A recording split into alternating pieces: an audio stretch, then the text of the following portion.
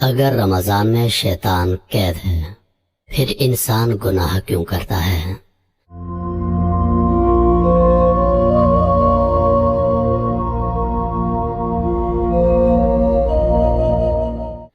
ماہ رمضان المبارک کی جب آمد ہوتی ہے تو تمام علماء کرام کی زبانوں پر ایک مشہور حدیث گردش کرنے لگتی ہے۔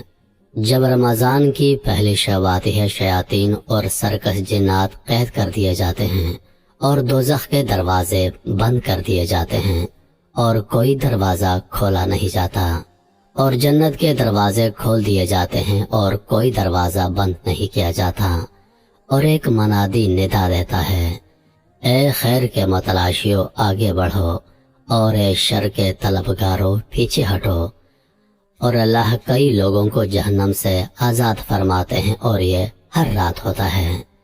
یہ حدیث ہم نے بھی کئی دفعہ سنی اور کتابوں میں بھی پڑھا ہے، لیکن اس کے صحیح اور درست مفہوم تک شاید ہم ابھی تک رسائی حاصل نہیں کر سکے۔ حدیث پاک کا ظاہری مفہوم تو یہی ہے کہ رمضان کی آمد پر شیاطین قید کر لیے جاتے ہیں، لیکن شیاطین کے قید کیے جانے سے کیا مراد ہے؟ کیا واقعتاً شیطانوں کو زنجیروں میں جکڑ دیا جاتا ہے اور انسانوں کو ان کے وسوسوں سے محفوظ کر دیا جاتا ہے؟ اگر یہ مفہوم مراد ہو تو یہ سوال باقی رہتا ہے کہ پھر انسان کو معصیت اور نافرمانی اور برے کاموں پر کون سی چیز آمادہ کرتی ہے؟ کیونکہ ہم دیکھتے ہیں کہ بہت سے انسان رمضان کے مہینے میں بھی گناہوں میں ملوث ہوتے ہیں، اور اگر حدیث شریف کا یہ مفہوم نہیں ہے اور شیطان کے قید کیے جانے سے حقیقتاً قید کرنے کا معنی نہیں، تو پھر حدیث شریف کا صحیح اور درست مفہوم کیا ہے اور علماء نے اس کے بارے میں کیا بیان کیا ہے؟ آئیے علماء کے اقوال کی روشنی میں حدیث شریف کا صحیح مفہوم سمجھنے کی کوشش کرتے ہیں۔ انسان گناہ کیوں کرتا ہے؟ سب سے پہلے تو یہ جان لینا چاہیے کہ انسانوں سے گناہ کیوں سرزد ہوتے ہیں، کون سی چیز گناہوں پر اکساتی ہے۔ انسانوں کو گناہ کی دعوت دینے والی دو چیزیں ہیں۔ اول تو شیطانی وسوسے۔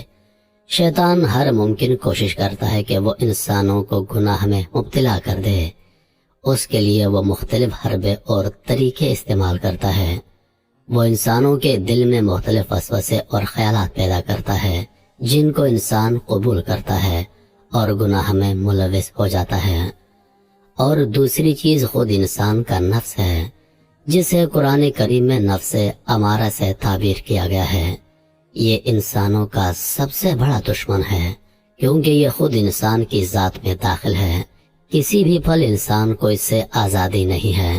یہ انسانوں کو گناہوں اور دنیاوی لذتوں کی جانب راغب کرتا ہے۔ اس کو قابو میں کرنے کے لیے بہت زیادہ محنت اور ریاضت کی ضرورت پڑتی ہے۔ انسان کو گناہ پر اکسانے والا صرف شیطان نہیں ہے، بلکہ خود انسان کا نفس ہے جو اس کے پہلو میں موجود ہے۔ چنانچہ بہت سے علماء کہتے ہیں کہ رمضان میں شیاطین کو قید کر دیا جاتا ہے، جس کی کیفیت اور حقیقت اللہ تعالیٰ ہی کو معلوم ہے، اور انسان رمضان کے مہینے میں جو گناہ کا ارتکاب کرتا ہے وہ نفسانی خواہشات کی بنا پر کرتا ہے، یعنی اس کا نفس ہی اسے گناہوں کی رغبت دلاتا ہے، اور انسان اس پر قابو نہ پانے کی صورت میں اس کا غلام بن جاتا ہے اور اس کے اشاروں پر چلنے لگتا ہے۔ علامہ حافظ ابن حجر رحمۃ اللہ علیہ حلیمی سے نقل کرتے ہوئے فرماتے ہیں کہ شیطان کے قید کیے جانے سے یہ مراد ہو سکتا ہے کہ شیطانی وسوسے مسلمانوں پر اثر انداز نہیں ہونے پاتے، کیونکہ مسلمان روزہ، تلاوت اور دیگر مشقت اور عبادتوں میں مشغول رہتے ہیں، جس کی وجہ سے شیطان کے ورغلانے اور بہکانے کی قوت متاثر ہوتی ہے، اور مسلمانوں پر اس کا کچھ اثر ظاہر نہیں ہوتا، اور جو لوگ عبادت کا احترام نہیں کرتے ان پر شیطانی وسوسے اثر انداز ہو جاتے ہیں اور وہ گناہوں میں مبتلا ہو جاتے ہیں۔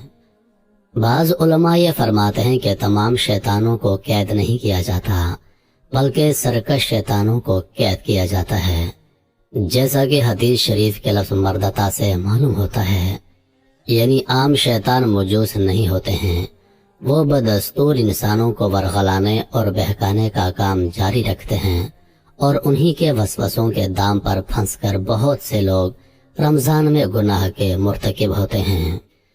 بعض علماء کہتے ہیں کہ شیطان 11 مہینے انسانوں پر اپنا اثر ڈالتا رہتا ہے، اور یہ اثر انسانوں کے اندر اس قدر بھر جاتا ہے اور مضبوط ہو جاتا ہے کہ شیطان 1 ماہ قید بھی رہے تو اس کے ڈالے ہوئے اثر کے نتیجے میں انسان گناہوں میں مبتلا رہتا ہے۔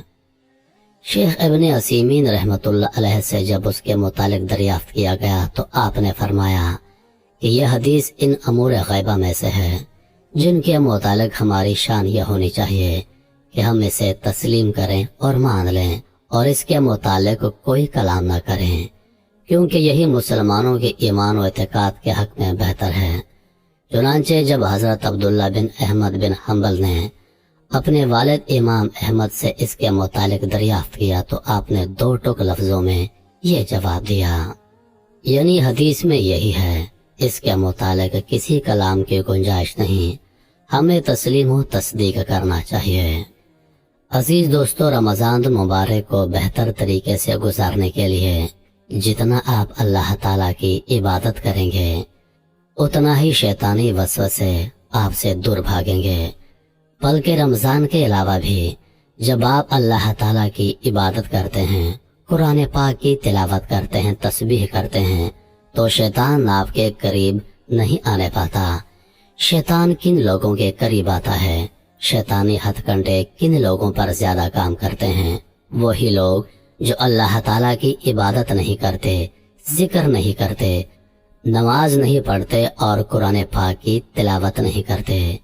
جب انسان اللہ پاک سے دور ہو جاتا ہے، رسول اللہ صلی اللہ علیہ وآلہ وسلم کے بتائے ہوئے طریقے سے دور ہو جاتا ہے، آپ کی سنت پر عمل نہیں کرتا، تو ظاہر سی بات ہے وہ شیطان کے ہاتھ چڑھ جاتا ہے، وہ شیطان کا سب سے آسان ہدف بن جاتا ہے۔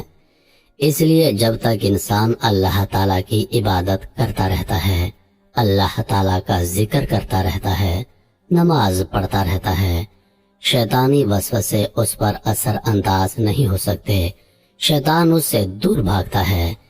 کافی حدیثوں میں ہم نے پڑھا ہے کہ جب ہم اللہ تعالیٰ کی عبادت کرتے ہیں، جب ہم ذکر اذکار کرتے ہیں تو شیطان ہم سے دور بھاگتا ہے۔ ماہ رمضان برکتوں والا مہینہ ہے، اور اس ماہ کی عظمت کا اندازہ اس بات سے لگایا جا سکتا ہے کہ قرآن مقدس کا نزول اسی مقدس مہینے میں ہوا۔ رمضان کا پہلا عشرہ رحمت، دوسرا عشرہ مغفرت اور تیسرا عشرہ جہنم کی آگ سے نجات کا ہے۔ رمضان کا چاند نظر آتا تو حضور پاک علیہ الصلوۃ والسلام فرماتے، یہ چاند خیر و برکت کا ہے، یہ چاند خیر و برکت کا ہے، میں اس ذات پر ایمان رکھتا ہوں جس نے تجھے پیدا فرمایا۔ اللہ پاک ہم کو سمجھنے اور رمضان المبارک کو صحیح طریقے سے گزارنے کی توفیق عطا فرمائے، آمین یا رب العالمین۔